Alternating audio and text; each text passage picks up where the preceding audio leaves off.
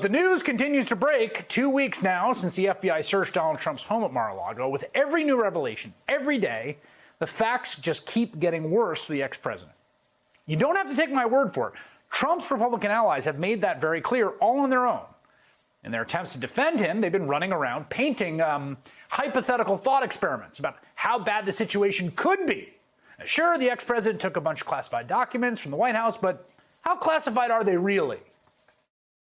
You can say nuclear weapons, but there are things that are highly, highly classified. There's things that are not extremely classified, but are nonetheless classified. It would be very, very narrow of anything that just has the umbrella of nuclear weapons in it that would rise to the level of an immediate national security threat. That was a top-ranking Republican in the House Intelligence Committee, Congressman Mike Turner of Ohio, saying that it might not be a big deal that Trump had nuclear secrets sitting around Mar-a-Lago. Now, that was his argument in the first few days after the search. He's since tried out a bunch of other defenses, including recently claiming the ex-president just needed the classified documents so he could sit down and write his memoir. What use could a former president have for classified or top secret information once he's left office? Why bring it home with him to Florida? Well, I don't know. I mean, you'd have to ask him, but certainly we all know that every former president has access to their documents. It's how they write their memoirs. They don't have, great recall of everything that's occurred in their administration. I mean, first of all, access to their documents is key here, right? They're not retaining it. But also, it's kind of fun to visualize Trump burning the midnight oil, sitting at his desk at Mar-a-Lago, top secret documents splayed across the room, feverishly writing his memoir. Mike Turner is not the only Republican who's tried this odd defense of talking about all the hypothetical worst documents Trump could have taken to Mar-a-Lago. Congressman Chris Stewart of Utah, also a member of the Intelligence Committee, painted this worst-case scenario in an interview with Politico earlier this month. Quote, I mean, if he had actual special access programs, some of the government's most highly classified material, do you know how extraordinarily sensitive that is? That's very, very sensitive. If that were actually at his residence, that would be a problem. But we just don't know that. So let's find out. Congressman Mike McCall of Texas, a top Republican on the Foreign Affairs Committee, added, quote, when you get to compartmentalized classified spaces, it gets more spurious. Well, guess what, Congressman? That's exactly the kind of information the FBI recovered at Mar-a-Lago 2 weeks ago. We now know that thanks to this letter, written May 10th from the National Archivist to Donald Trump's lawyer, that recovery of the FBI wasn't the first such recovery of those kinds of documents. This letter was first made public by conservative journalist, Trump loyalist John Solomon. And in the letter, the archivist refers to the first 15 boxes of records they recovered from Mar-a-Lago in January. She writes, quote, in its initial review of materials within those boxes, the National Archives identified items marked as classified national security information up to the level of top secret and including, Chris Stewart, Michael McFaul, sensitive compartmented information and special access program materials.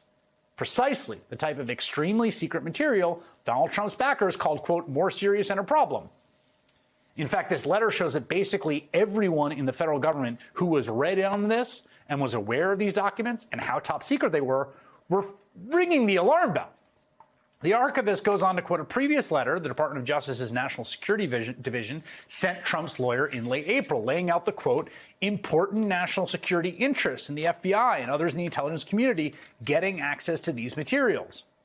They also reveal that in just, again, those first 15 boxes they had to kind of pry out of Donald Trump, they didn't get till January, they found over 100 documents with classification markings comprising more than 700 pages. That's the first batch turned over. DOJ continues, quote, access to the materials is not only necessary for purposes of our ongoing criminal investigation, but the executive branch must also conduct an assessment of the potential damage resulting from the apparent manner in which these materials were stored and transported and take any necessary remedial steps. That's a representation of the overall tone of this letter, which is quite serious the whole way through, which makes sense considering where it falls in the timeline of the U.S. federal government's many efforts to get these documents back from Donald Trump. The National Archives first contacted Trump back in May of 2021, more than a year ago, about the missing documents. They tried again that fall, before initially retrieving 15 boxes of records from Mar-a-Lago in January this year. Then they get all those boxes, right? They're like, okay, here's a bunch of boxes. Wait, what? They go through them, we now know, and find they contained 700 pages of classified documents. That freaks them all out. The National Archives refers the matter to the Department of Justice the following month. They sent Trump's team a letter in April informing them they would be giving the FBI access to the documents recovered in January as soon as the following week because, well, they've got to do an assessment of the possible damage here.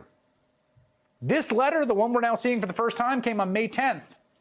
We know that Donald Trump received a subpoena for the documents later that month, right? So they sent him a letter being like, dude, this is bad.